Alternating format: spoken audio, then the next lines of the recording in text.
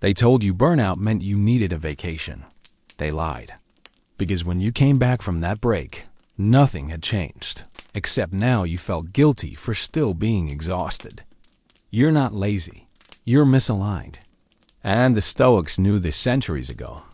The myth of burnout: imagine a Roman citizen rising before dawn, not to check emails, not to scroll social media, but to sit in silence and ask himself, what is within my control today? This wasn't a self-help routine. It was survival. It's a symptom of misalignment. We drain our energy not by effort alone, but by chasing validation in systems designed to keep us striving endlessly.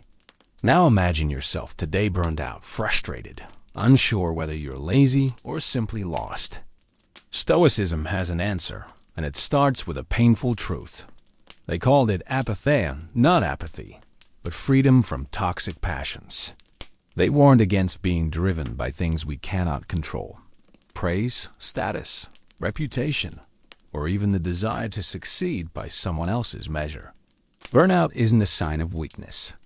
We burn out not just from working hard, but from working without purpose. You forget what you're working for. You lose the distinction between what you do and who you are. The Stoics didn't use the word burnout, but they knew the feeling well. Marcus Aurelius wrote, "If you are distressed by anything external, the pain is not due to the thing itself, but to your estimate of it." The same applies to our work. It's not that you're incapable. And daily effort and how their ancient advice might be the exact medicine modern professionals desperately need. Labor was the arena in which virtue was tested, not rewarded. It's that you're investing your time in the wrong emotional economy. What if your burnout isn't from your job, but from your judgment? These are the 4 cardinal virtues in Stoic ethics. And to the Stoic mind, any task, no matter how small or mundane, can be noble if approached with the right intention. Think about it. Your job may not have changed, but your expectations, your beliefs about how you should feel, your assumption that purpose must come from productivity. But Stoicism flips this on its head. Your job doesn't define your dignity. Your effort does. All those inner calculations are exhausting.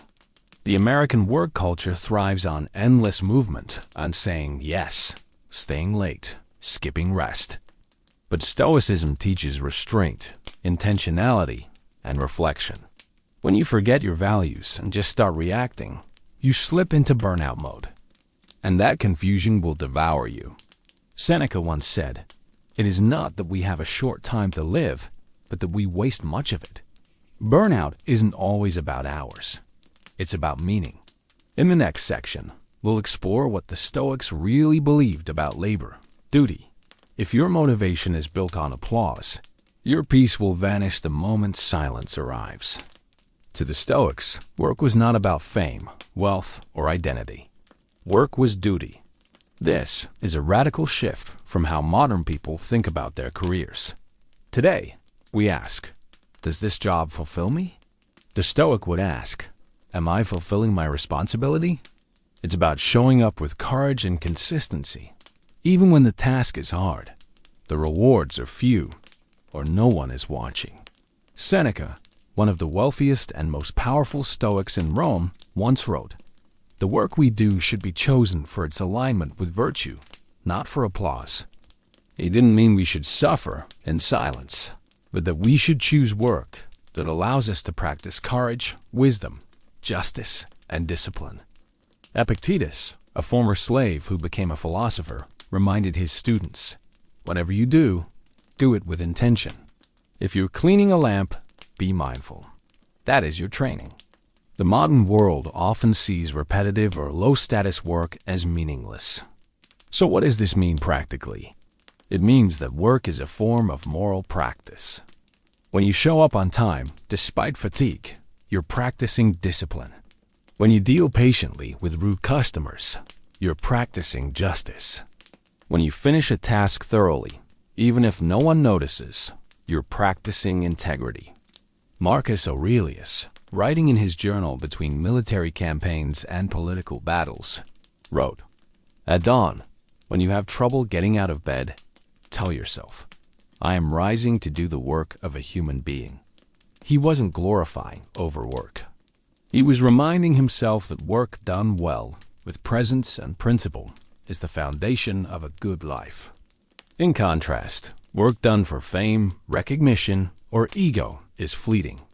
Modern work culture often conditions us to chase validation. But Stoicism encourages us to build inner stability, to act without needing permission or praise. There is deep freedom in that. The Stoic way of working doesn't mean you must love your job. It means you bring love to how you work. Toxic hustle culture versus inner virtue. Culture is seductive.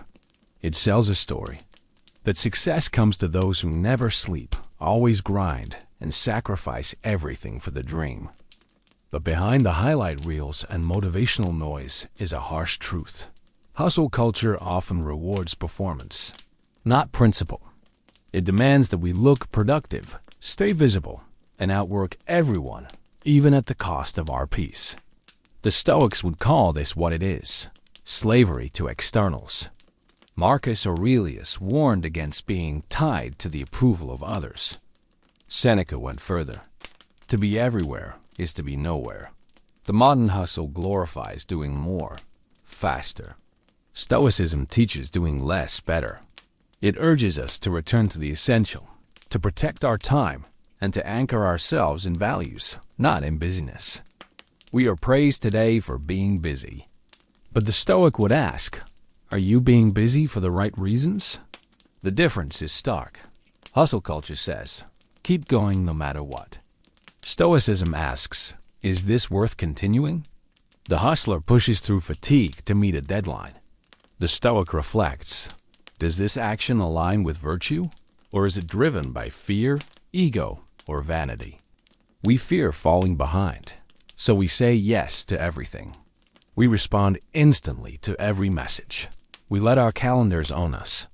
But the Stoic path invites us to slow down, to think deliberately, and to reclaim sovereignty over our time. In the Stoic worldview, you're not measured by how much you do, but by how well you do what matters. Epictetus said, first say to yourself what you would be, and then do what you have to do. Hustle culture reverses this.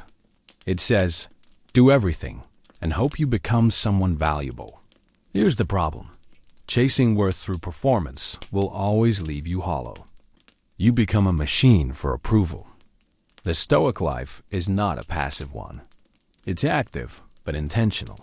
It's about living on purpose, not on impulse. It's about doing fewer things, but doing them with strength, integrity, and full presence. When you embrace this mindset, you begin to detach your self-worth from your job title, your inbox, or your output. You stop performing and start being. This is inner virtue. And in a world obsessed with metrics and milestones, it's quietly revolutionary.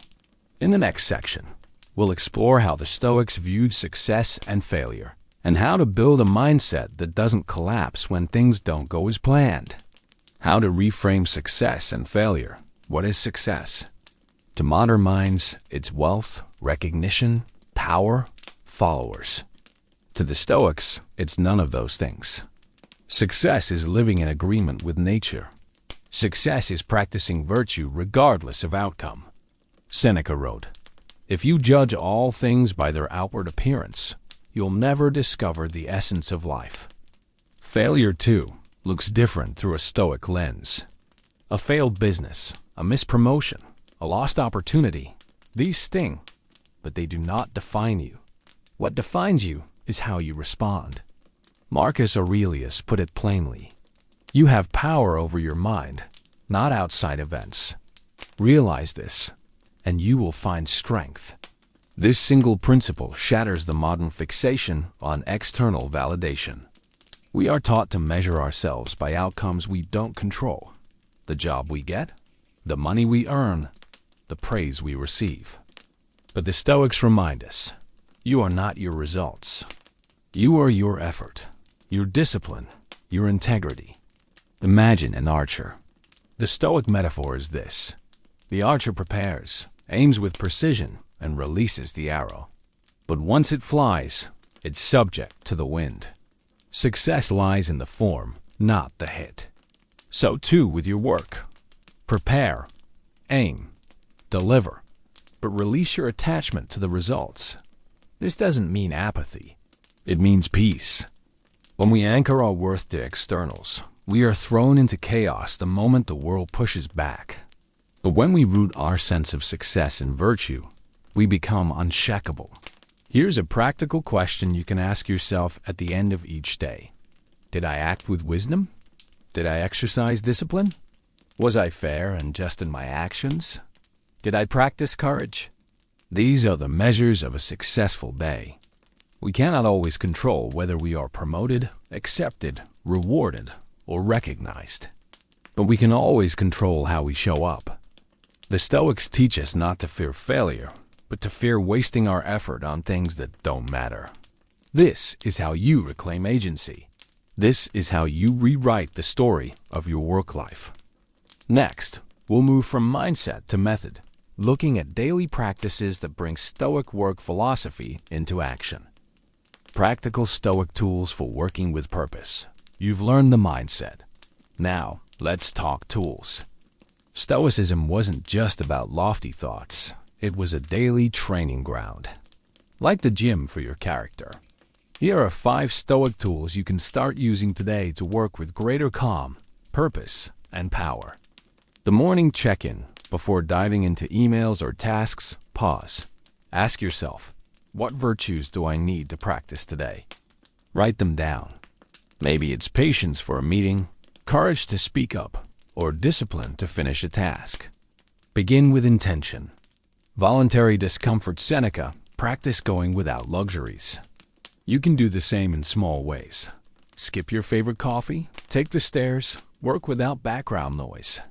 These moments remind you that you are stronger than your habits and prepare you for setbacks.